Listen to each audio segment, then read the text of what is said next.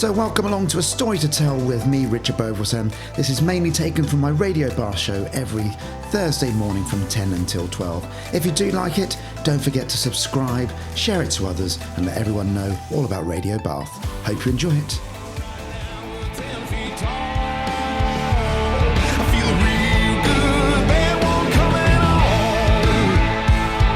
Good morning, everybody. It's Richard Boyzlife here until midday today. Now, normally on my show, as I was saying to Gerald, just before 10 o'clock, I dedicate it to one guest and one guest only. Today, however, is a full box of chocolates. It really is. So loads and loads of stuff coming up. So first up, I've got an interview that I did with Ansley. She is supporting Boyzlife, who are two members of Boyzone and Westlife. And we've got her chat coming up next. The chap you've just heard is Joe Hermes, and I chatted to him as well yesterday. He's also supporting Boyzlife, and they're all appearing in the Bath Forum this Saturday. People have asked me, am I chatting to Boyzlife? Sadly, didn't get that gig, but there we go. So we've got Ansley coming up first. I've then got Seán Carey coming up. He's taking part in Operation Mincemeat, and that's at the Theatre Royal Bath. That's at 10:30. And then we've got the Joe Hermes interview, and also I interviewed the Grahams, who are performing at the Chapel Arts Centre next Thursday as well. So that's all coming up between 10 and 12 today. First up, it's the lovely Ansley. Welcome along, it's Richard Boyzlife here on Radio Bath, and my guest today is Ansley. Good morning, Ansley. Good morning, how are you? I'm very well, how are you? I'm doing great. I just got to the UK yesterday, so I'm hanging in there. How is jet lag? Adjusting to time. Yeah, I was going to say, how is jet lag doing for you? You know, I slept a lot, so I'm doing pretty okay right now. A lot of tea drinking, that caffeine going, so I'm doing okay. Now, is British tea different to American tea then? Right now, this one's a little different. Yeah, but I mean, I love all tea, so I bring my own too as well. I drink a lot of throat coat tea before I go on stage, and it's great tea. Now, obviously, we will talk about you being on tour in a minute, but tea is the most important category for most Brits, you see. Yes. It's all about tea. So very quickly, how do you make your tea? Oh gosh, well, this is going to be sad to say out loud, but like when I'm in Atlanta and I'm in a very big hurry, I just heat up water in the microwave and I put a tea bag in there. Wow. So, yes. But here they have in the hotel rooms, I forget what they're called, the little teapot kettles. Yes. Kettle. And that's how I've been making my tea, and it's way better. So I think I need to order one of those and bring one of those back to America with me for sure. Okay, I'm going to move on from kettles because otherwise I could literally talk about kettles the entire time, which would be very, very bizarre for you, but there we go. So you're here supporting Boyzlife. Yes, You're going to I be in am. the Bath Forum on the 14th of March. Now, we're recording this before you actually start, aren't we? Yes. But by the time this goes out, which is on Thursday, the 12th of March, you'll have already done some. So how do you feel about supporting Boyzlife then? I am so excited. They seem like such two great guys. I've already been watching everything through their social media. So it's just been an honor to be able to open for them. And I can't wait to meet their fans. They seem like they have an amazing fan base. And I can't wait to just be on stage again. Now, I'm going to say you're slightly younger than I am. Let's go down that route. Now, I remember Westlife and Boyzone first time round, but I'm guessing you would have been quite young at that point. So Yeah. the awkward question is, do you actually know their music and what do you think about it? Well, I do know their music together now. You Can Say Baby. That's the song that's been stuck in my head, that they've been playing a lot. But once I heard about me getting to open on this tour, I just started listening to their music and I think it's amazing. But to be honest, before I had, I didn't know who they were because it wasn't my generation. So it's so amazing to get to know them and be able to open for them. Yeah. No, I believe they're very nice guys, is my Yeah. understanding. So yeah, it'll be all good. So how do you feel then about, because it's very different going on your own tour compared to being a support act? Because obviously the people that are there aren't there to see you necessarily. So how do you feel about supporting them? You know, I just got off my first tour for ADMT and I was his support on that tour. And it was my first tour ever, really performing on a big stage in front of crowds like that. And it was so interesting to see the love and support that you get from people that aren't even there to come see you and they're there to come see the artist they paid for. So if anything, I'm just so excited to be able to meet their fans and make my own fans from them. And yeah, it's going to be a great time. I can't wait. It'll be good. Now, the strange thing about the Bath Forum, I was there last week to see my daughter perform in a dance festival. She Uh-huh. was on stage as part of the schools. The strange thing about the Bath Forum, normally when you're on stage, I'm a dance teacher normally, so I Oh, get to wow. see my classes as well. But obviously, when you're on stage, quite often you have almost like a black curtain in front of you where the lights are so bright on stage and everyone's kind of dark in the audience. The Yeah. Bath Forum is not quite like that. Yeah. You can actually see the audience quite a Yeah. lot in there. Whether that's good lighting or bad lighting, that's a different topic altogether. How do you feel about kind of seeing everybody? Let me be honest with you. The first couple of shows from my first tour scared me very much so. Literally, my hand was shaking when I was trying to drink water because I had all these eyes on me, and I'm like, wow, this is my first time ever performing the songs I've written in front of, people for the first time. And then once I got used to it and got to see, the faces that people were making when I played songs that I wrote that meant a lot to me. It really changed my life to see that my songs affected people, to sing their emotions and sing all of that. It wasn't scary at all. It was actually the opposite feeling. It was amazing. So I can't wait to see people's faces and see them smile, and we all just have a good time together. So, what are they going to expect when they come and see you perform then? What type of artist are you for those that don't know what your music's like then? I am a pop artist. I have a very, interesting way of writing. I love writing catchy music, but then there's a whole other side of me where I talk about, the hard life and social media and, how girls feel every day trying to be perfect and all the social scenes and really deep stuff that I've been through, growing up in life. I play the piano as well, so I write most of my songs on piano. But I can go from literally you singing in your car, dancing with your friends, to also needing your best friend there and putting my song on if you're going through something where you don't want to feel alone. Yeah, I was going to ask you about both those, to be honest with you. So, sadly, or not sadly, I've written a couple of kind of albums myself. They'll never be released. I'm not that standard. I realize they're very average, and that's fine. But kind of what's your writing process then? Are you lyrics first, piano first? Where do you go on your writing process? So I really don't have like an exact writing process. It's kind of crazy. Sometimes I'll wake up in the middle of the night and I'll be like, I have a song that I have to go to my piano and write. Like I just had a dream about something. I got to write it. And I can write a whole song in 10 minutes. And honestly, that's what I did with my song Don Julio, which is funny that this is like 5 years ago. Hmm. But then there's another time where I go to the studio with my producer, Dallas Austin, and I'll come running in there and I'm like, oh my God, I have a great idea about a metaphor with pizza, like late night slice, but about a cute guy. And I'll be like, here's like a beat I'm thinking of. And then we'll just start playing around like that.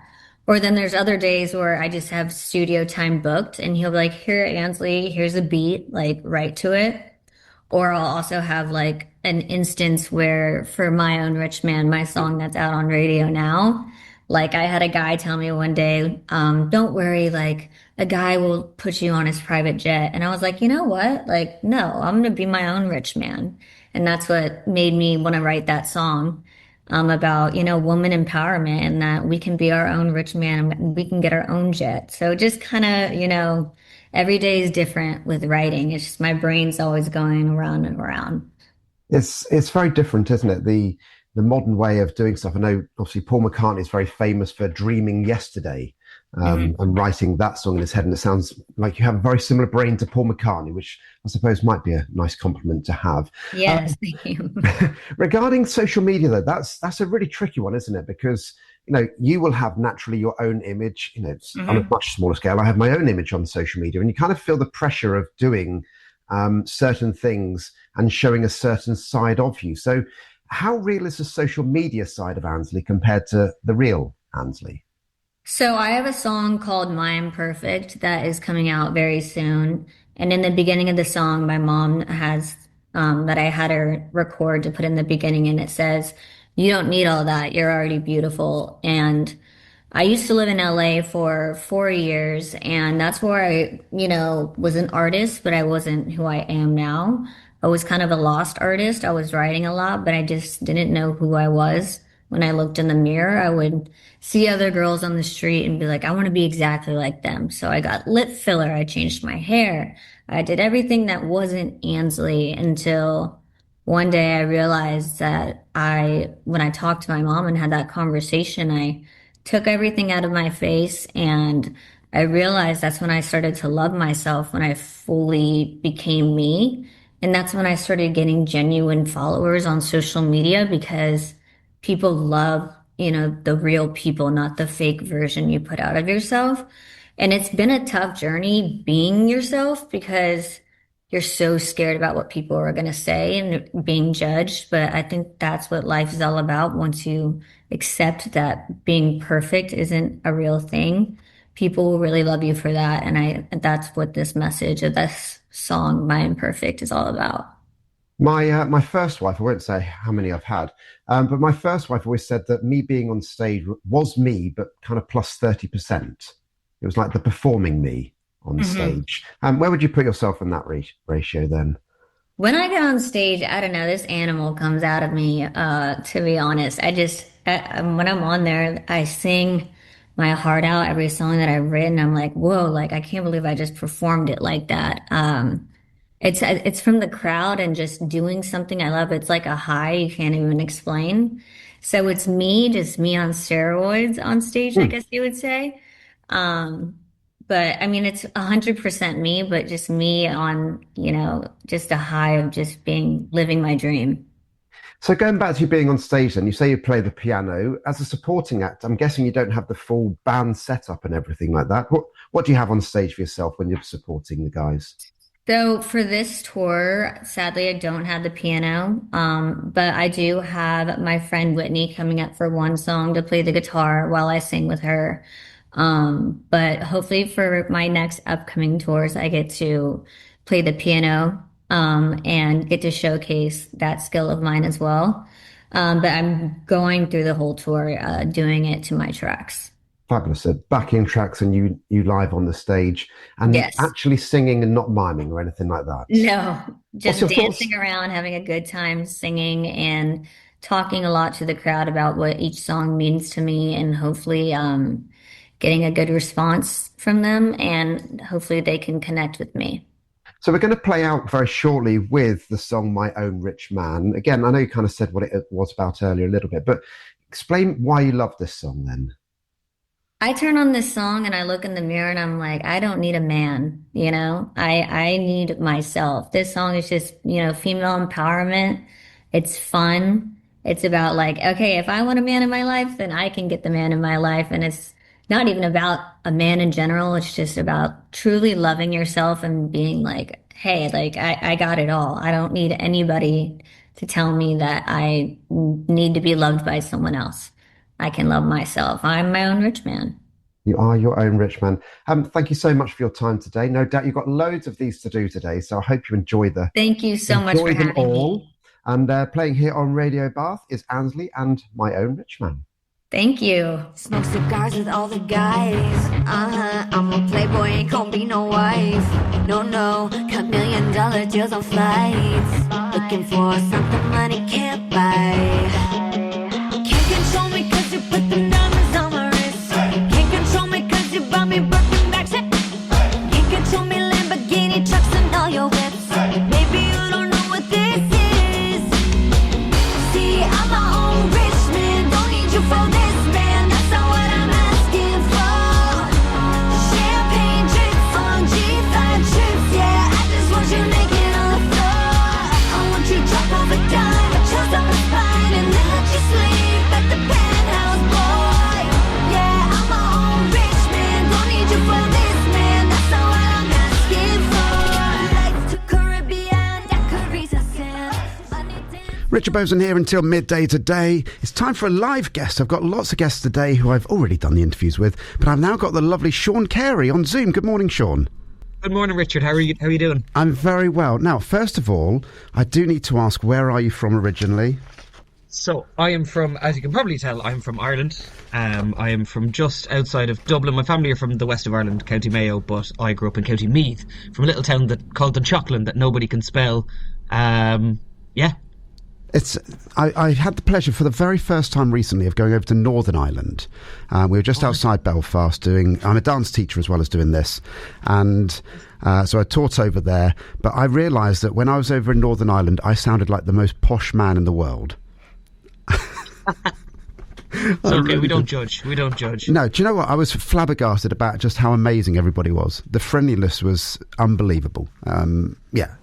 We're going back. That's what I'm going to say. It's baked into us, I think, the Irish welcome. So it was lovely. It was lovely. Now, you are currently on tour, I'm guessing, with Operation Mincemeat. Now, yes, that does playing sound... a very posh person. Playing a very posh person. Now, the way it's pronounced, or the way it's spelt, is Cholmondeley, but that's not how Charles's surname is said, is it? How is it spelt? Or said? It's pronounced Chumley. Chumley. So I played Charles Chumley, but yes, to look at it first, you think Cholmondeley. Yeah. It was a lesson that I learned when I first joined Operation Mincemeat, but it's one of these kind of rites of passage that we all learn. And you say you're playing a posh person. Does that mean you have to put on a posh voice then? Oh, absolutely, yes. I've never actually played an Irish person. Most of my career is speaking like this. Oh, so, yes, absolutely. Well, multiple accents. I mean, Operation Mincemeat musical is this kind of crazy madcap show where 5 of us play 60 different parts. So one minute I'm a Cockney, I'm a Spanish coroner at another moment. So yeah, we kind of I'm a submariner. We kind of hop accents and hats and lots of stuff throughout the whole show. But mainly I'm a posh person called Charles Chumley. Lovely. And you've also been in a show which I've seen, which I'm a huge fan of, which was The Play That Goes Wrong. Just very quickly, can you give people what the premise is of The Play That Goes Wrong? Well, in a nutshell, The Play That Goes Wrong is a play that goes wrong. Wow. I know, look at that. Got it down to a finer. I wish I could explain the plot of Operation Mincemeat as quickly. It's a little bit more complicated. What is it? So Operation Mincemeat then, what's that all about? Because it's at the Theatre Royal Bath at the moment. I'll be honest, I went to get tickets. They are very few and far between. It's almost, it's sold out really, isn't it? It's a hot ticket. Yeah. It's a hot ticket. Yeah, so Operation Mincemeat is the true story. How in 1943, MI5 tricked the Nazis into diverting 90,000 troops from Sicily to Sardinia. And how they did it, they acquired the dead body of a homeless person who had passed away, dressed him up as a pilot, handcuffed a briefcase full of fake documents to his wrist, dumped him off the coast of Spain so he would wash ashore, and the Nazi spies in Spain would think that a pilot had crash landed and that they had discovered these top secret invasion plans. Now, it's a West End and Broadway musical doing its first ever UK tour. Of course it is. Why would it not? Mouthful. Do you know what? How much did you have to prepare that speech? Because that was literally word perfect. You must have prepped that a lot. I've gotten it down. I've done a few interviews over the last kind of 2 years, so I've managed to. When I first started doing it, so it's about a body and a man's body and the Nazis. It just it kind of the wheels can come off the cart very quickly. So I think nailed it. You have nailed it. It was literally, I got the synopsis of the whole musical very, very easily. So you're obviously playing a number of characters. I'm guessing you have to sing as well? I do. Oh. I do. And have you always it's one been of these a singer? fascinating. Sorry, have I always been a singer? Yeah, I mean, I kind of... Yes and no. I mean, I didn't go to drama school, so I kind of came up on the Amdram scene in Ireland. I didn't really sing until I was 14, I think. I had done a few school plays, and I remember my kind of local musical society was casting a production of West Side Story. And my geography teacher said, "Carey, can you sing?" I don't know, sir. I'd done a few school plays. And he said, "Well, look, they're looking for lads in Navan. There's no typical to musical or amateur musical theatre. There's never any men in any of the societies." So, got the call, and I went in and I sang kind of for the first time there, and that kind of set me on the path. I met the guy playing Tony was another local guy called Cillian Donnelly, who has gone on to become a massive West End star. He's just played Jean Valjean in the 40th anniversary production of Les Mis, and he kind of took me under his wing, and gave me a lot of kind of advice and kind of guided me on the path. But yeah, it was kind of my teenage years that I started singing. Wow. And what type of voice do you have then? Is it a baritone down deep, or are you a soprano? Where are you going, or somewhere in the middle? Yes, high soprano. Yes, I'm a eunuch. No, I'm a tenor. Yeah, so I kind of we sing. I mean, the other male actor in the show, Christian Andrews, has much higher stuff to sing, but I would kind of class myself as a tenor. You would class yourself as a tenor. Now it's won lots of awards as well, this show, hasn't it? So why should people go and see the show? I mean, there's nothing like it. There's absolutely nothing like it on right now. As I said, it's 60 of us telling this. Sorry, it's 5 of us telling the story, playing 60 different characters throughout. It's very, very funny. It's very, very fast paced. In terms of music, I haven't heard of a musical, or I don't know a musical written in the last few years that is as hummable. You come out humming more or less every song from the show. But what really makes it special is it has a lot of heart. And as silly as it is, there are also these moments of kind of poignancy where they take the subject matter very seriously.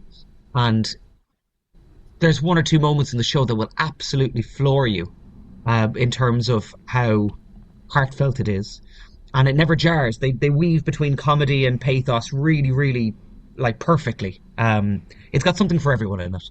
It sounds, genuinely, I'm gutted not to be coming to see it, if I'm honest with you. It sounds like, I love musicals, I love comedy. It sounds like my absolute perfect mix of the two.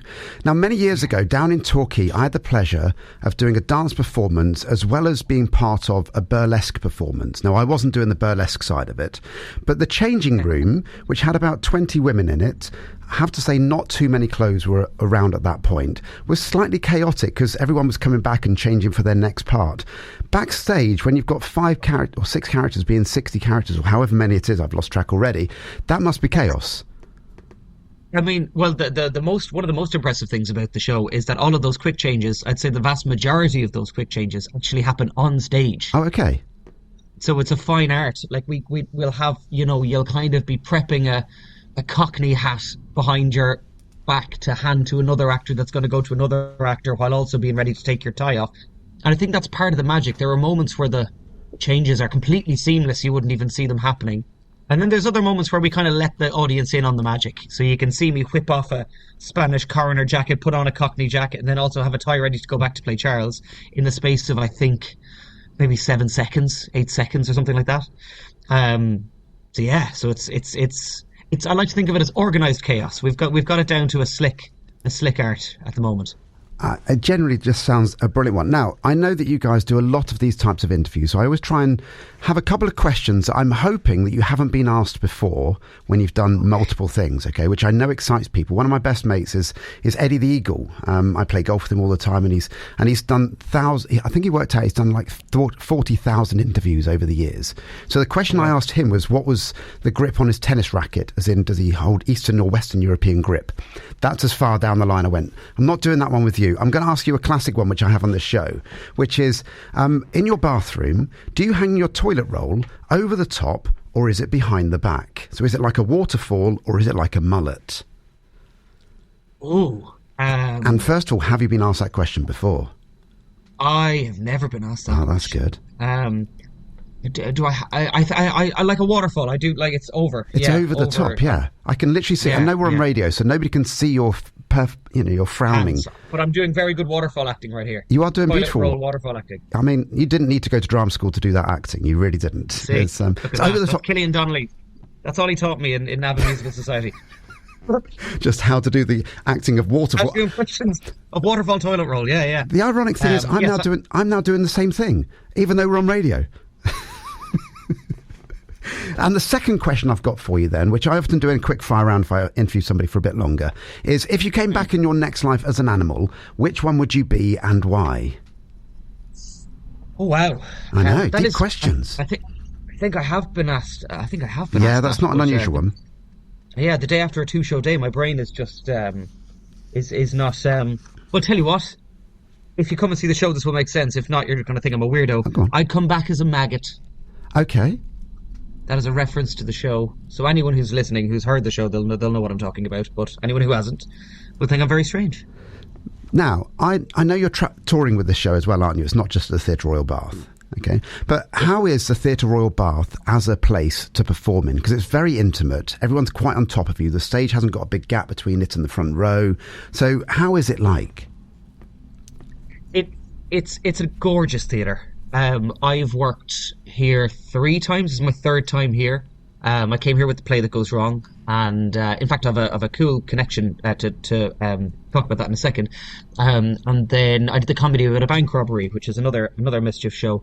It's wonderful, and it really suits this kind of show because it's quite intimate. It is only 5 of us creating this story, and when the audience are right there with you, they're so complicit in it. Like it's kind of, I think the best kind of theatre is where the audience meet the actors halfway, and we very much ask you to do that because of the fact that there's only 5 of us. We're changing our accents, we're changing our hats, and we're quite restrained, at least in the beginning, in terms of set. So we kind of leave a lot of it, that Shakespearean, was it Henry V, on your imaginary forces work, and this space is perfect for that.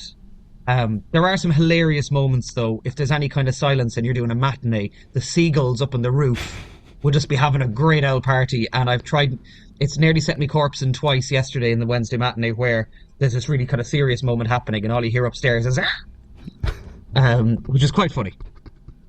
But very interesting story, actually, is that Charles Chumley has a lot of family around Bath. The real Charles Chumley. Now, he sadly passed away in the 80s, but his daughter lives nearby. And his sister-in-law, a wonderful woman called Penny Gardner, if she's listening, hello Penny. Penny was a theatre digs host in Bath.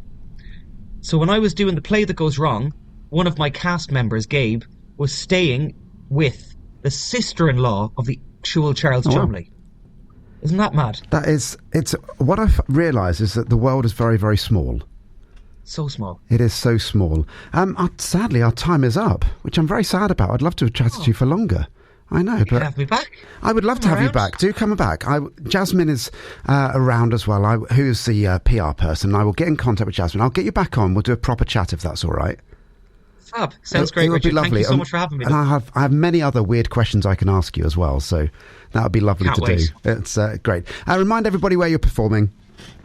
So we're performing at the Theatre Royal Bath. There are very, very few tickets left. So we have a show tonight, tomorrow, and 2 on Saturday. So hopefully we'll see you there. Brilliant. Thank you ever so much, Sean. Thanks so much, Richard. All the best. And you. 1, 2, 3, 4.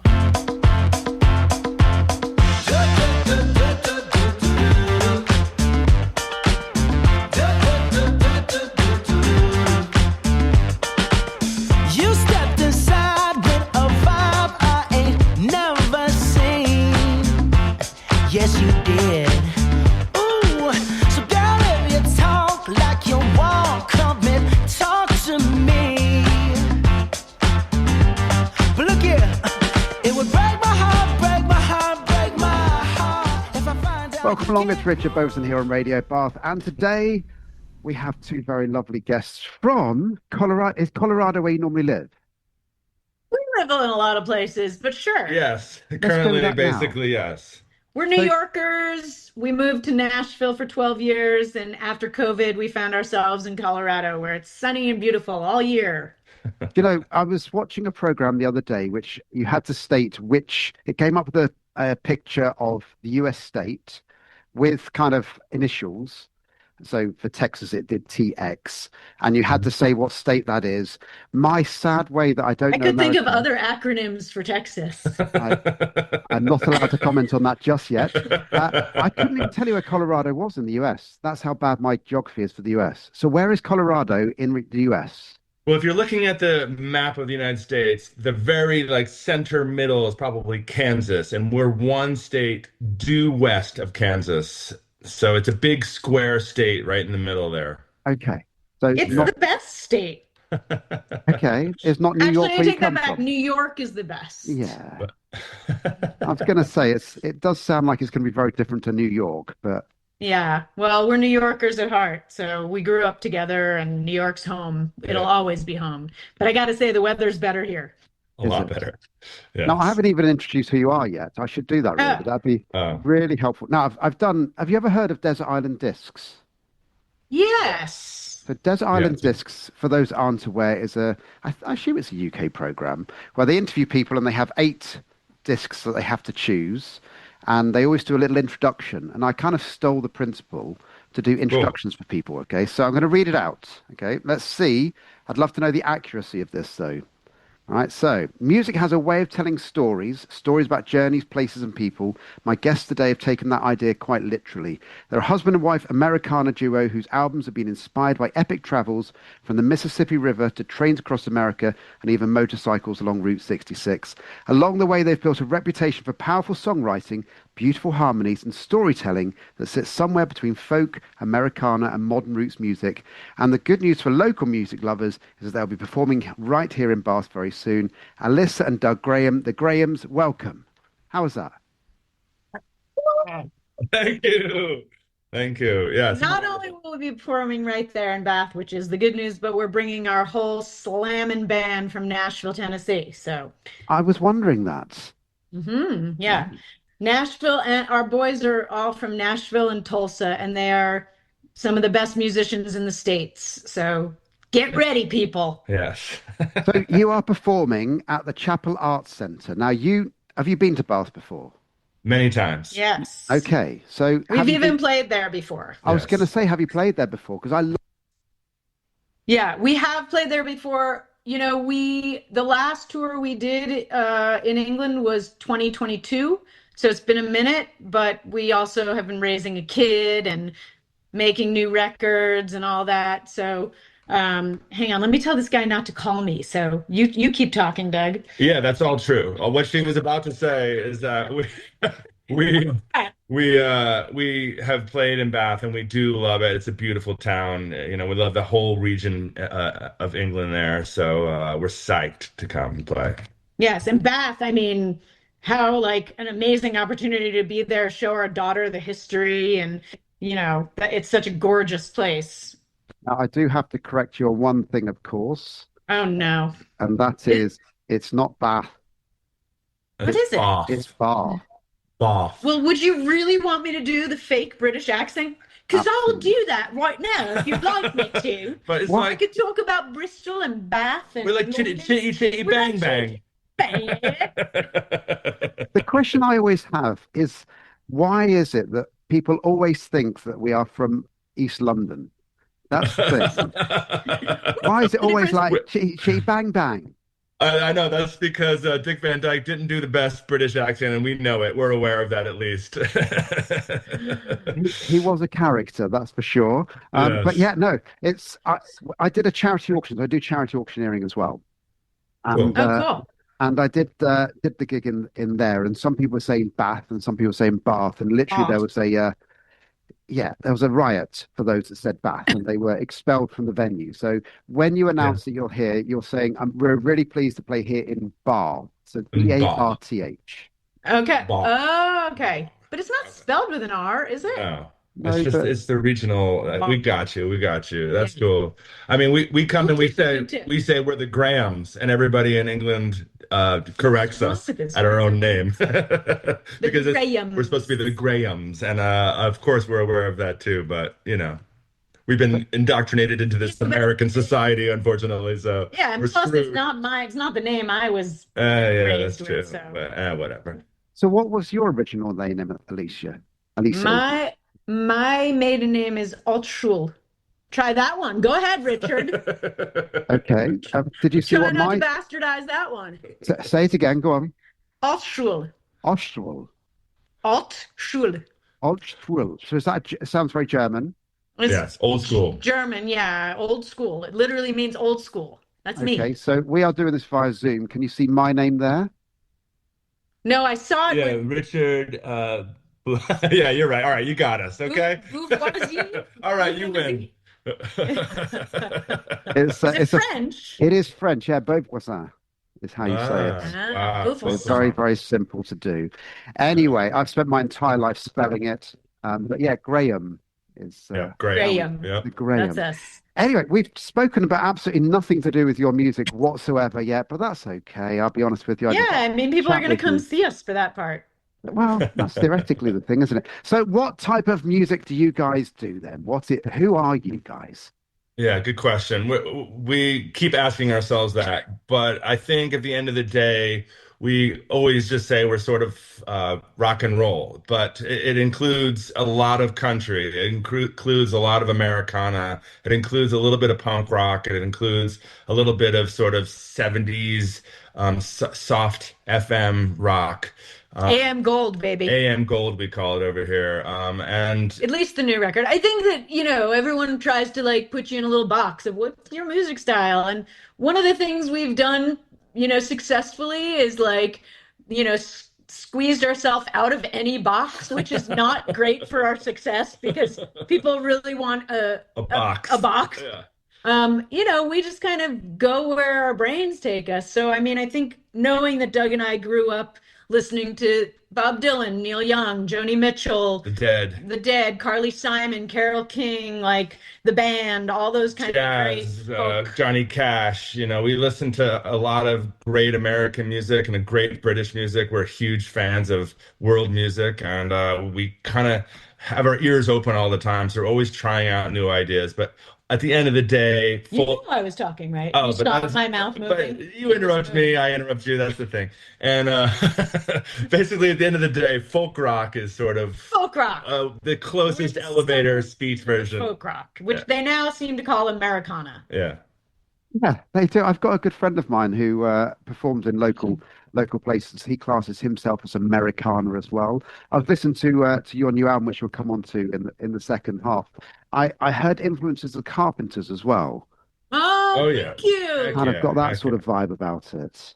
Yeah. Yeah. I mean, we've been told that before. I think the harmonies and like I guess that, we have that sort of 70s throwback, Soft rock vibe. yeah, and they even though she's an incredible musician, I mean, they both were, but I think that like they were perceived as sort of like very square. That's us. We're super square. No. But another answer to the question is based on the adventures we've taken, which you alluded to at the beginning of this conversation.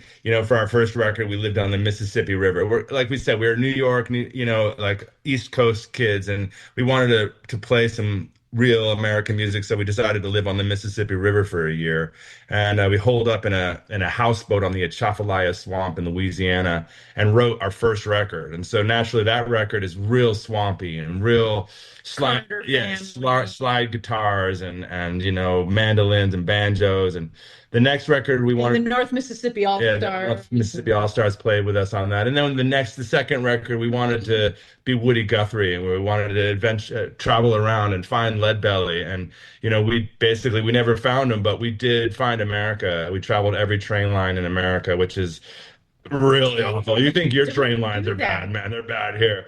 Yeah, and so then the third record, we were like, all right, let's not do anything more of this adventuring. Let's just do something fun for ourselves. And so we decided to get our motorcycle license and drive across country on Route 66 on a Harley Davidson. And During the first Trump election. right before Trump was being elected, and we were like I said, we were on the East Coast or in Nashville, and these blue little bubbles of sort of center left politics, and then we drove right through the middle of Trump country, and we're like, oh my God, we're in for it. And man, are we in for it still? Anyway, so that record, we wrote that record kind of accidentally. We didn't know we were making that record, but we wrote a ton of songs on that trip, and we made a record and a movie.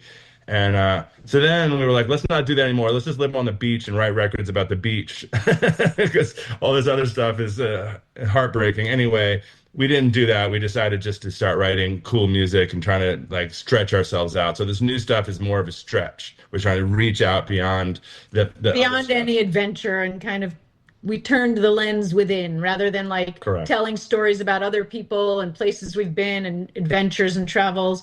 We really shone the light and put a microscope up to our own crazy, So that's the long answer. lives. It was a great answer, if I'm honest with you. Now, we're going to have a little break for music. When we come back, though, I want the answer to this question, which is the most difficult question ever for you, okay? And Okay. it'd be interesting to see if, I'm sure it has been asked to you before, but so my normal job is I'm a dance teacher. That's my standard job. Really? Cool, amazing. Can we see some? if you want to. Yeah. Sweet. Part of the dance thing. So I have my wife quite often on stage because she's also a dance teacher. And there might be the odd occasion when we don't always agree with each other. Yeah. That never happens. to Never us. happens. So don't answer it just yet. We'll have some music and we'll find out the answer. But I'd love to know what you do just before you go on stage and you two have had words. We're going to play one of your songs now, and then we'll be back very shortly.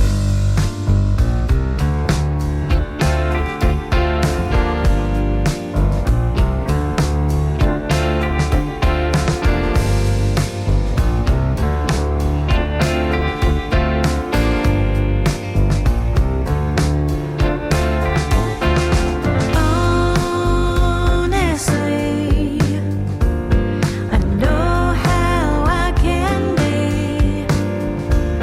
The way I sing a little off key when I'm drinking.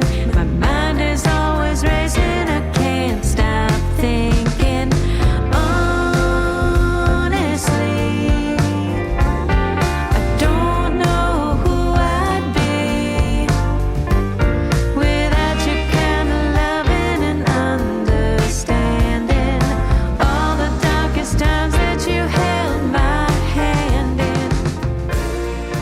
If I could open my ears and in my eyes,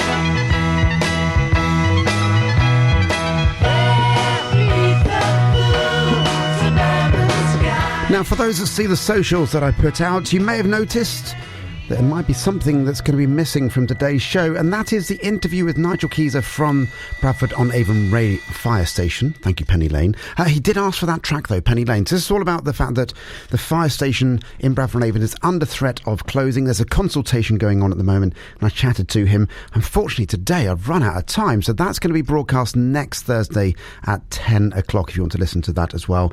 And then after that, I'm talking to Matteo Gracio, and all about food, which I'm really looking forward to as well. He's going to be live in the studio. But yeah, if you want to go to that consultation, then do have a look. It's all about Bradford-on-Avon Fire Station closing down, or possibly closing down due to cost savings. So do have a look at that. In the second hour, we've got the Grahams coming up. Can't wait for that. Really fun. And also Joe Hermes, as I had to work out how to say his name as well. So that's all coming up in the next hour.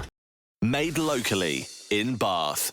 This is Radio Bath. Back now with Doug and Alessa. Oh, do you know what? I still can't pronounce your name properly. Alyssa, Alyssa. It's not like that hard, is Melissa it? with an A. Yeah. Okay, I'm going to say, I'd love to say I'm going to cut this out, but I'm really not. So back with Alyssa and Doug Graham.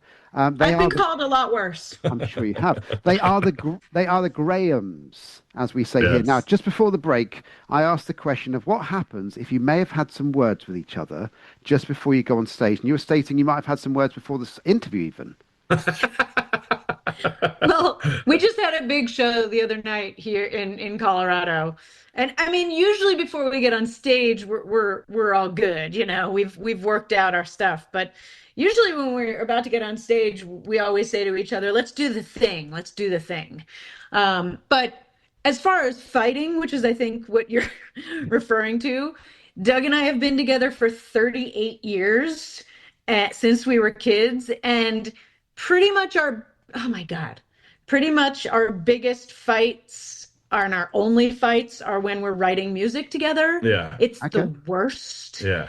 It's because I'll write something and I'll have stayed up all night and I think it's the best, and I'll go, Doug, check this out. This is the best song I've ever written. And he'll be like, yeah, no, that sucks. You got to Can rewrite that. Rewrite the whole chorus." verse, and then you might have something. And I'll be like, but that's the best part. And There have been times though where we've been fighting before getting on stage, and I have to say the stage cures all things. that is true. And so a lot of times we'll like be mad at each other. We kind of won't look at each other as much, and then like maybe like the third song, I'll kind of peek a glance over, and we'll catch eyes, and it'll be like kind of like, oh shit, Barney, and then it'll be like, oh no, and then we'll sort of giggle it out, and then by the end of the thing, the show will be hugging. So Yes, Well, but I mean, everybody who knows us knows that we are the same on stage as off stage. So we live very out loud, hard on our sleeve. We don't hide much. yeah, true. Well, the bit I always say, so I also have the pleasure of training the teachers, the new teachers. 'Cause I've just been doing it for far too long, I think. And I always say to them that nobody cares when you're on stage whether you've had a good day, bad day. They've paid their money. They want to see you perform. So perform, monkey, perform. That's right. That's right. We believe that. And we do.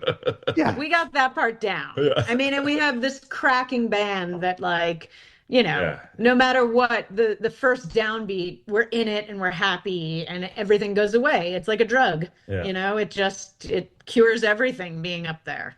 It's the adrenaline boost, isn't it, of Mhm. doing There is. Yeah. Now, going back very quickly, I want to come back to your songwriting, actually. So you've written a lot of songs together, by the sounds of it. What's, apart from sleeping on it, what is your kind of standard process that you do? Great question. I mean, there's a few processes that we use. One is I start by writing music and lyrics, and then she cuts it up into 1,000 pieces and changes it to whatever she wants it to be.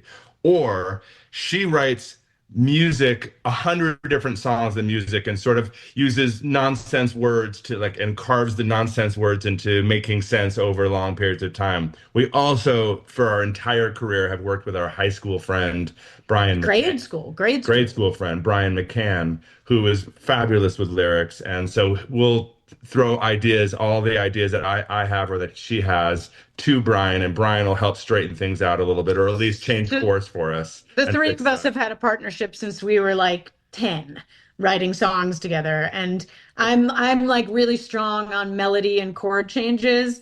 Doug and Brian, I think, are stronger on lyrics. And then I'm a really good editor because I'm the one singing it. So Yeah. it's got to be something, So, But this record is different. right. The bridge is very different. It's the first time we've ever worked with any other songwriters besides the three of us.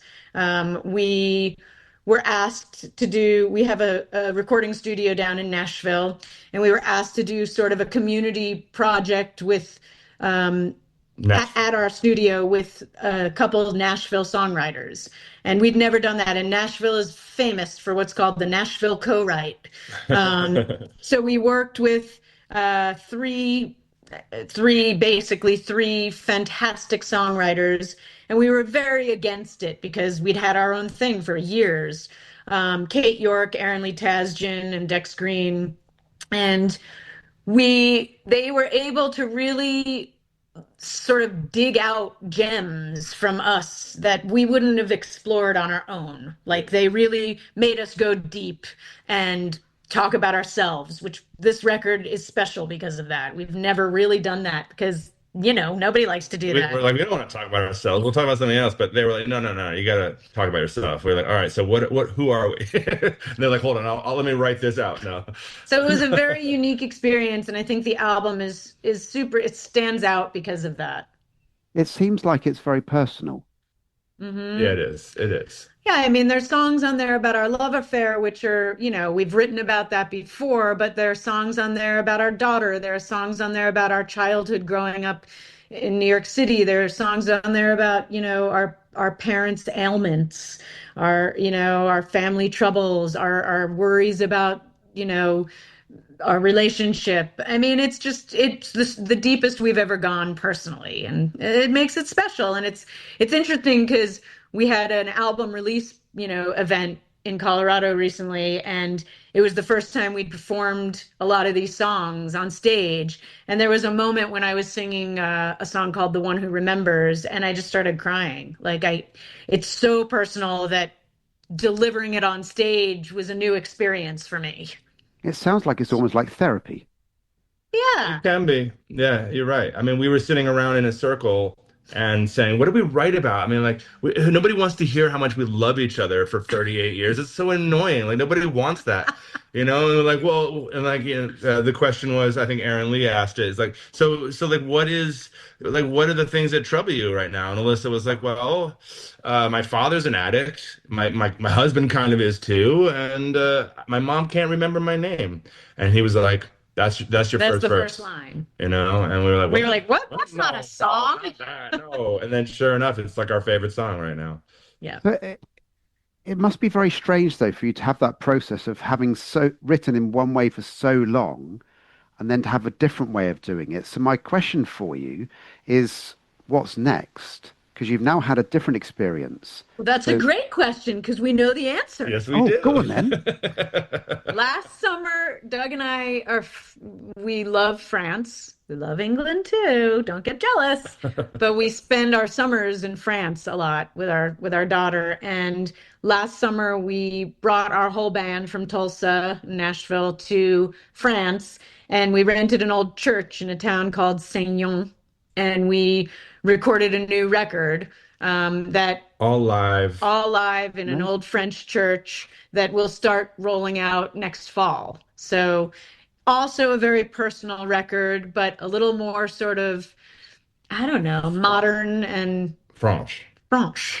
Yeah. Very French. Now, I may have a Yeah. French Do you want me to do my surname. French accent now? Oh, no. Oui. Oui. Je m'appelle Alisa. No, I may have a French surname, but that's about as French as I get. Cool. I'm from Portsmouth originally, which is quite close to France, but not quite close enough. Now, last thing is, so you're performing in the Chapel Arts Centre on Thursday, the 19th of March, I think it is. Something like that. Yes. Let's go with that. Yes. Let's go with that, shall we? At 7:30, right? I don't know. Yeah.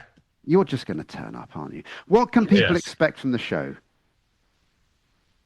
Our whole band will be with us, and it's really something to see because these musicians, I mean, we're okay. We write great songs and, we perform them well, but this band I is, learned how to play the guitar many years ago, so that helps. but these guys like are really special musicians that you're lucky if you get to see once in a while. And we're going to be doing some of our old songs from the first 3 Adventure records, a lot of the new songs from the Bridge, and even some new songs that nobody's heard before from what we call the French album. We tell a lot of stories. Even with thousands of people, I know the Chapel Arts is a small venue, but even with thousands of people, we are very intimate and storytellers. You will feel like you are sitting in our living room with us, unfortunately. Unfortunately for you. Welcome to our house. Sometimes, come on by. Sometimes you'll even meet our 7-year-old who will be selling merchandise. Do you know what? Yes. It sounds, again, I'm going to use the phrase, which you don't always get, very personal. And, Very personal. And that's what people actually love. Now, I know our time is running We'll out, see. so I'm going to bid my fond farewell very, very shortly. If people want to actually find out more about you, is there a website, I'm guessing, or Instagram and Facebook and all of that? Sure. Yeah. Our website is thegrahamsmusic.net. Well done. .net. Can you believe it? .net. So lame. And on all the things, all the socials, we're just at the Graham's Music. GRAHAMS. The Graham's Music. Yes. And please come to the show. And all the streaming services and all that, we're there. We have pink vinyl and really cool t-shirts. We'll be giving away some stuff, and we want you there because we love coming to play for y'all. Absolutely. Well, I would highly recommend going to see these guys. They look like a great deal of fun. So yeah, that's in the Chapel Arts Centre on Thursday, the 19th of March. I have just checked my diary. That is the right date. So Yeah. please do turn up on Yes. that day. That would be very We helpful. will. We'll be there. So, We'll be there. Thank you for your time today, guys. Thanks, Yeah. Richard. Thank you so Thank much, you. Richard.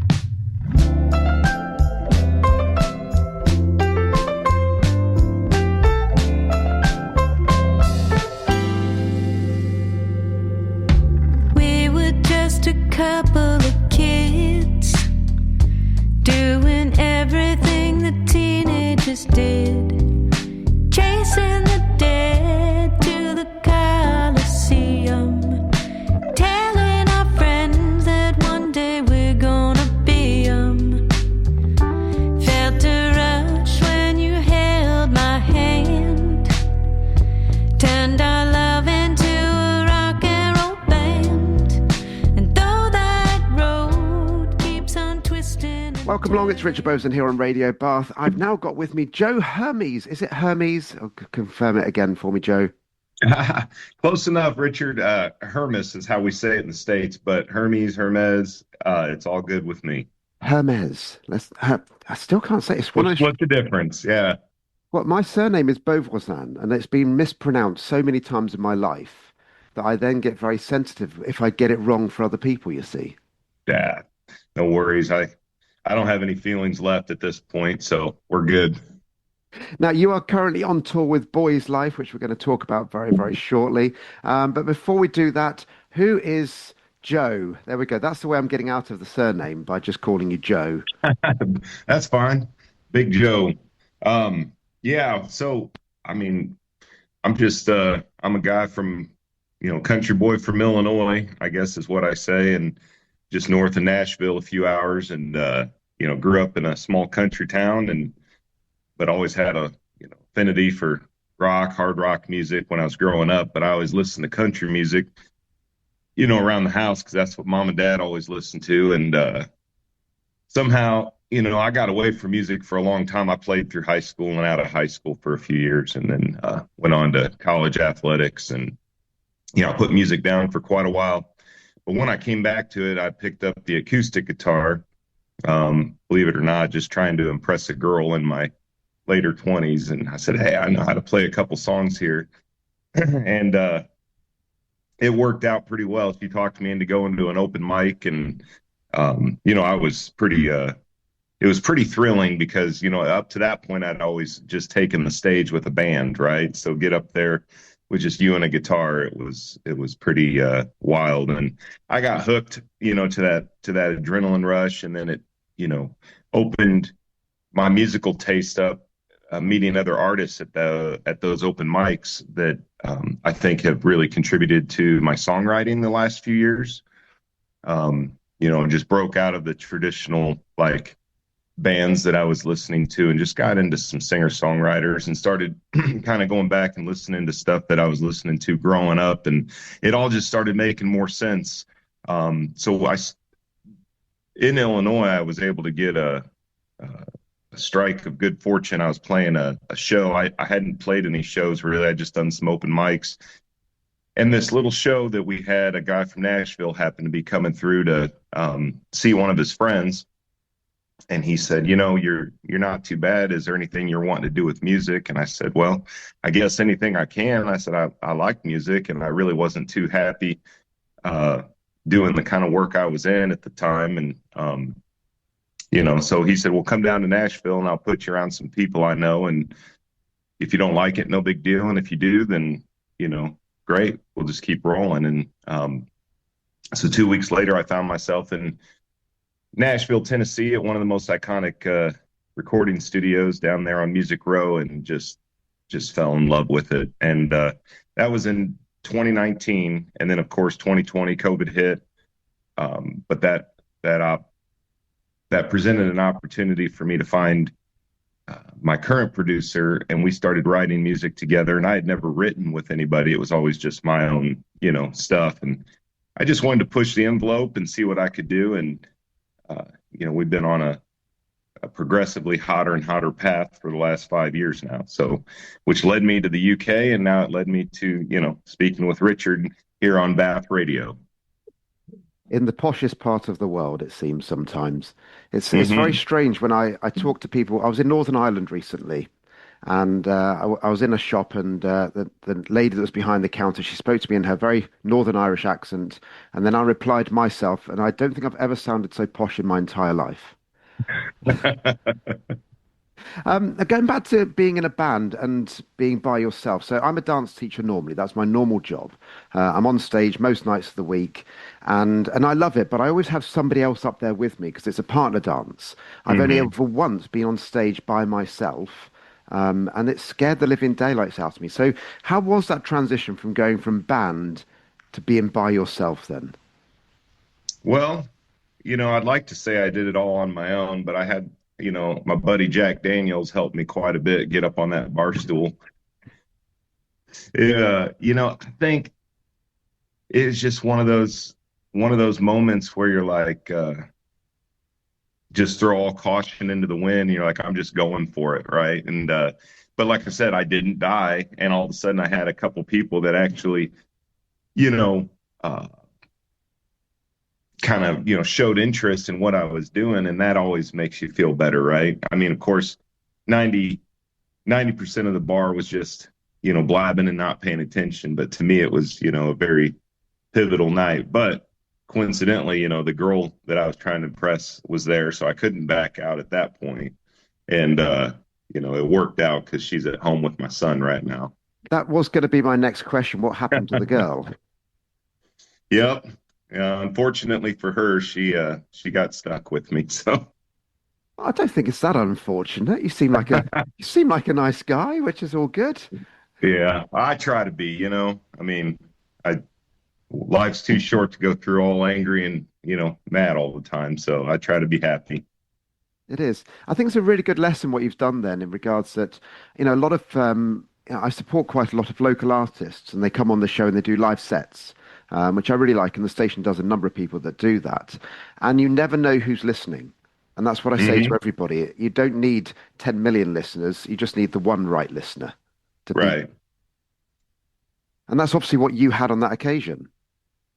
Yeah, it was almost like straight out of a movie script. I didn't believe it. I thought it was like, it wasn't like he was offering me some huge recording contract, but he was offering me the opportunity to come in and get around true professionals, and where I was from in central Illinois, I mean, there just really wasn't any, there just what, Nashville's a special place, and you hear of it growing up, and but to just get thrusted right down into the middle of it was so, you just don't know that how giant of a separation that is until you're in it and you're seeing it and you're hearing it for the first time, and that was that. I think, the energy and the magic that happened in that room, and it's happening right now as we speak with these guys. I mean, it's what they do, but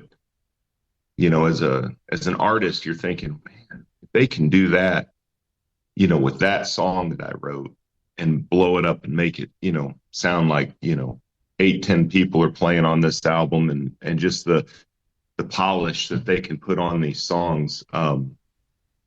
It just got me so excited to see what I could do next, and then that's all. It's what it's been. It's just been the next song, the next song, the next song. And, we start getting so many songs, then it's like, all right, now how do we start putting these things out, and then there's a whole different game that goes with that, I don't know. I don't really follow the rules too well. I don't always read the rules and figure it out as I go. So, I think back in the day that if I go back to like the 60s and like what the Beatles did and stuff, there was kind of a set way of doing it. And that, you did your local clubs and then you did tours and released singles and then you did an album and then you promoted all of that.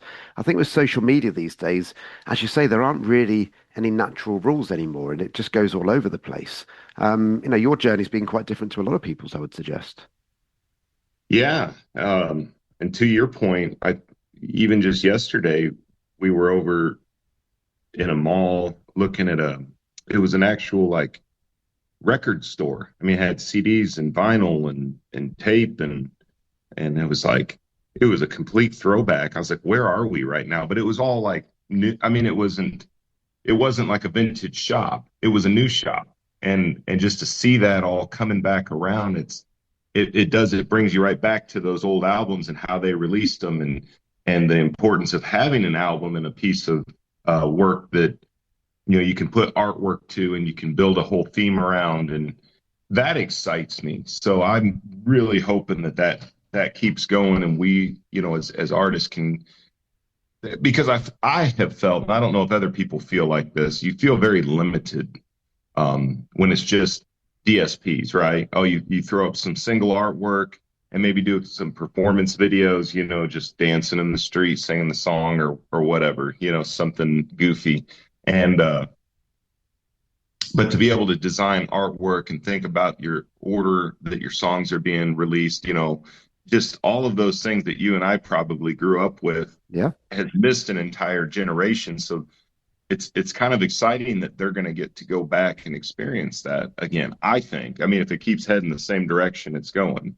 It's the journey of an album, isn't it?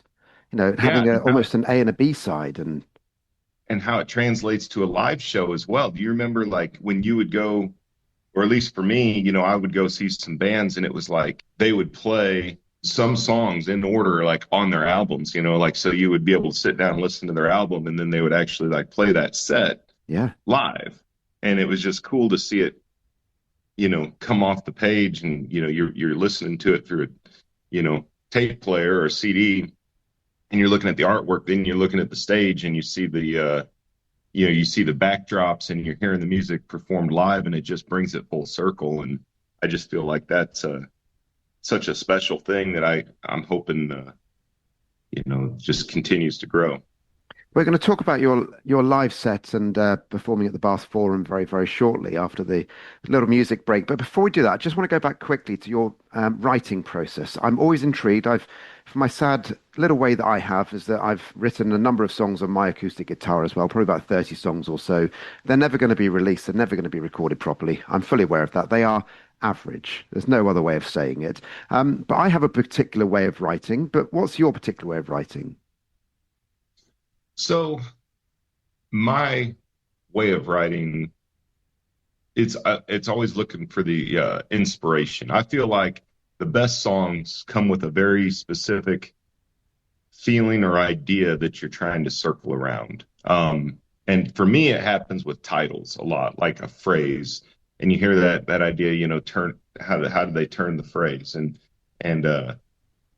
to imply new meaning to a common phrase, I always find very interesting, and so I jot those things down. So I try, if I don't have a title or I don't have a specific thing that's going on, in my heart or in my life that I feel like I need to write about, a lot of times it'll just be a guitar riff, which is the rock guy in me. I'll sit there and listen to the tone of the guitar riff and kind of what it's saying to me, and then we kind of go from there. So my producer, Dale Oliver, and I mean, when we get together, sometimes I'm coming in with a full-fledged idea about what I want to get to, or a partial, part of a song, or I might have already wrote the song. But typically that process is, it's riff driven a lot from the guitars and the instrumentals. Because I feel like that's what pulls out, in the emotion. And I'll sit there and scroll through titles and phrases that I had written down over the last month, 2 months, 3 months, and kind of just see what's jumping out at me. And then we just take it from there. Well, I've got another phrase for you if you want it. So I have the pleasure later on this year of my book being released, and I think I've come up with the subtitle of the book. The book's called Who Are You to Give Me Advice? I've given advice for 25 years or so. So that's the title of the book. But then the subtitle, which would work really well for a country-type rock song, in my opinion, feel free to use this as you wish, is taken from a 13th century poet, and that is, everything's difficult until it's easy. And I love that phrase. And it's like, I mean, to me, you just summed up my entire journey to this point with that. I mean, isn't that everything though? Yeah. I mean, the unknown, it's like, I don't know about you. I'm guessing just by talking to you, you're similar to me in the fact that you don't just halfway do a lot of things. Like you get your head into something and you work it until you got it figured out. And then all of a sudden you got it figured out and it becomes second nature. And then all of a sudden it's like, man, I remember when that was tough and now that's easy. Right. Yeah. I mean, just everything from, yeah, that's a good one. It's a good one. That. Please feel free to use it. Until it's easy, right? Everything's tough or everything's difficult until it's easy. Yeah, that same basic principle. We're going to have a little break for music. When we come back, we're going to talk all about you performing at the Bath Forum this Saturday.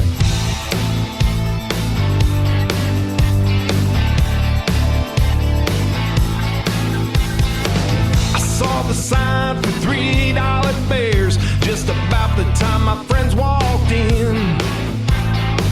I didn't want to stay out too late. I wanted to be in by 10. Looks like this bar's gonna win again. I got a honky-tonk feeling this bar ain't done with me yet. Oh no, the odds of me leaving before closing time, 100 to 1. I'm gonna lose that bet. So Back back now with Joe Hermes. I've now got the pronunciation hopefully correct on this occasion. He is supporting Boyzlife on tour. You're doing all the shows, I believe. Is that right? Yep, we've been on all the shows this spring, 24 of them. 24 of them. So, first of all, who are, for those that aren't aware, Boyzlife? Yeah, so Boyzlife is what I call a super group or a combination of Brian McFadden and Keith Duffy, and it was Boyzone and Westlife, and Brian was in Westlife and Keith was in Boyzone, and they came together to play a bunch of their hits. They those guys. I didn't really know who they were in the States, and my wife had said that she recognized a few songs, and then I started listening. I was like, you know what, I remember that song, and obviously they were huge over in this part of the world, and they've got, I think, 23 number one singles between the two groups. I mean, it's just they're a fantastic group of guys, and the musicians that are with them. I mean, it was a bit of a roll of the dice on my part when we got the opportunity to get pitched for it. Yeah, I was going to say, how does that happen? So, you're from, America. How have you come to be support acts for these guys? So, my guitar player Jerry and I were down in Nashville, and we were doing a writers round, which is where all the aspiring independents and even signed artists go, and they'll try out new music. They'll get up, you're sitting up on the bar stool, and there's 2 or 3, 4 of you, and we were in there playing, and the host of the event, I had wrote with him a couple times on some songs, and a guy came in that was a PR agent, and he said, if you got anybody, that I need to talk to, and I was one of the names, and so he said, I'd like to get you over to the UK and try to blow you up over there. And then I was like, okay, but it was very similar to that situation that got me to Nashville, just some guy saying he can make something happen. And I took him up on it, and then he put me in touch with a booking friend of his over here, and he happens to run in some interesting circles. I don't even know who all the guy works with, but I know he put together a little tour for us where we were hitting some little bars and clubs in November, and literally I don't even know if we'd gotten off the plane yet to come over for that one. And he says, hey, I got this opportunity if you want me to pitch you for Boyzlife. And I was like, who's Boyzlife? And I did a little research, and I saw the theaters they were playing. I saw that, obviously their credentials, they weren't, to me, it seemed like a good, safe, big tour to jump on, because the guys had been doing it for a while. It wasn't like this was a brand new thing. And so they had a built-in audience, and all I ever really wanted was to, just get in front of more and more people. That's been my whole goal. And this seemed to present that opportunity. And I said, you know what? I can just play some of the more, heartfelt ballady music on the acoustic, and I think we'll be just fine. And so they pitched, Julian pitched us to him, and Brian McFadden hit me up. And I think he's a pretty big country fan. Okay. I don't know. He says he didn't have nothing to do with it, but we'll see. I mean, he sure does seem to like some country. So, I feel like at that stage of the game, those guys are probably just, bringing people on that they want to, be around and stuff. Yeah. And I'm not a young artist. So, it just something seemed to fit. And so we got onto the shows. They took us, and, away we went. I mean, we just hit the ground running from the first show. And I mean, at that first show was the biggest show I'd ever played. I mean, I think there was 1,500 people in a theater. I mean, three-tiered theater. And I mean, I think my biggest theater to that point was maybe 600 people, So, I mean, it was by far twice the size of anything I'd ever done. That's a whole different story, because, I mean, I remember going backstage and going, there's those moments where it all just kind of hits you at 1 second. You're like, wait a minute. Am I getting ready to go out here with my acoustic guitar and play for 1,500 people, that are here to see, this iconic boy band group? It's just, but again, it was like going to that open mic. It was exhilarating, and I'm a gamer. I leaned into it, and I was like, let's go. And I can't thank them enough for bringing me on, because the experience that it's given us. I mean, we're so spoiled. We go out on another tour here in a couple weeks, and we're going out on a rock tour for this one. And that's like, before I did the Boyzlife tour, that would have been the most dream tour for me. But now being on the Boyzlife tour, I was like, I don't think I want it, because this next tour is going to be a grind. I mean, we're going to be 5 nights a row, 1 night off, and all 3 bands touring on a tour bus. Like right now, yeah, we kind of make our own way from venue to venue, but we got room to breathe, and the staff is so great. I mean, we hardly have to touch anything. I mean, it's great, and we're getting ready to get back to the blue collar way of doing things here very soon, and rolling up our sleeves and hauling in the gear, setting it all up, tearing it down, and then probably getting no sleep, sleeping on the bunk in the bus, and all those things that I dreamed about as a kid. And now I'm like, man, I don't really know if I want to do that anymore. I mean, I'm going to, don't get me wrong, but the Boyzlife thing has really, really been great. So when people come along to see you, you're obviously the support act, so you're up first or second, and so it's you and an acoustic guitar. Is that what they get?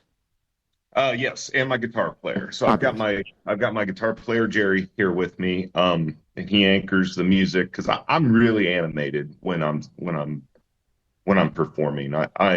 I don't stand still. I'm constantly trying to use my hands and emote what's being conveyed in the songs. I understand that most of them have not heard any of these songs before. So when I'm performing them, I'm always focused on how I set the songs up and how I'm performing them to try to draw those new listeners in the moment. And so Jerry, he's kind of the opposite of me. He's very music focused and grounded on stage. So you kind of got the two of us that present an interesting dynamic. And then between his guitar playing, and my voice and our harmonies and stuff, it's been really winning over a lot of people that didn't expect to come in and see our kind of act. But like I said, for the most part, it's worked in our favor. I mean, we haven't had a bad show yet, but we've had some that have just blown my socks off. As far as, just last weekend we had a show, 2 shows actually, but we had one in Hull that, the entire place was lit up with cell phones, swaying to our closer. So in 20 minutes, we try to hit them with some fun, some up-tempo stuff right out the gate. But then I try to get into the meat and potatoes of what I do, which is very emotional, spiritual, relationship-oriented type songs, whether it's with me and drinking whiskey, or me and, heartaches that I've been through, or if it's, regarding my son or my father. I do a lot of relationship type songs. And so I think setting them up and transitioning from song to song and trying to have the most jam-packed 20-minute opening slot that I can has really been paying off, because I'm not going to say we get the entire crowd, because we don't, because some of them are just there they're there to see Boyzlife. Of course. But what's interesting, and having been to a lot of concerts myself, it's a challenge, right? It's like, how many can I get on my side inside of 20 minutes? Well, I've got a tip for you. What's that? Feel free to you can quote me if you want, or don't if you don't. And that is that people in the Bath area are very fussy about the way you say the word Bath. Bath. So It's Bath, Barth. It's not Bath. So there's an R in there. Well, it's not officially. It's spelled Bath. Okay. We pronounce it Radio Bath. So if you want to come on and say, well, I'm here in Bath, I've been told to say it like that, people will nod at you going, aha, we like him. That's the key, right? That is the key. That's all about connection to the audience, and saying the word Bath rather than Bath is the right way. Well, that explains a lot, because I've been mispronouncing these town names left and right, these cities. I was just like, luckily I haven't said the wrong one yet, but no. You could say I'm here in Bath, my favorite venue, the classic one, but Bath, yes. Absolutely. But feel free to say you've been told to say it that way. Now, I'm going to finish very quickly with 2 quick fire questions for you, okay? Just to do something different for you. And that is, first of all, it's one of the famous questions on my show. And that is, in your bathroom, do you hang your toilet roll like a waterfall, or is it round the back like a mullet? Which way do you hang your toilet roll? A waterfall. That is the correct way. It is the right way in my book. Yeah. And my follow-up question is, if you went to somebody else's house and it was hung round the back, would you change it? Oh, I think I actually have. I think I've actually done that. I have myself. And your very last question, Joe, is if you came back in your next life as an animal, which one would you be and why? Man, I think I'd be a golden retriever. Oh, lovely. Why a golden retriever? I just seem to connect with those dogs, either that or a lab. I mean, I've got a golden doodle at home, and she's, half poodle, she's actually half English retriever. She's a white one. But there's something about the retriever mentality. I don't know. They're just such good dogs, and they're big hearts. And I don't know. I've always felt a connection with them. Yeah. Fabulous. Thank you for your time today. I hope you have a fantastic time at the Forum in Bath. I'll pronounce it correctly for you. Bath for you. Barth. Have a great time there. And I'm sadly working that night, so I can't make it myself. But I'm sure you'll have a fab time. The Forum's a very interesting Art Deco venue. The strange thing about the Forum is that you can see quite a lot of the audience. I've been on stage there myself, so it's not a complete blackout curtain in front of you. You actually get to see the audience, which is quite nice. That is nice. Well, I look forward to it, and Richard, hopefully we can connect on another show one day. Absolutely. Thank you for your time today, Joe. Thank you much. Appreciate it.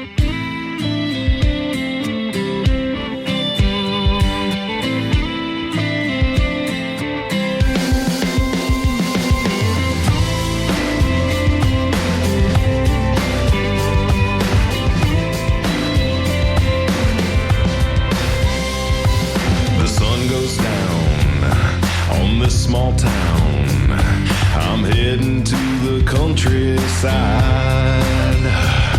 gonna meet some friends, gonna grab some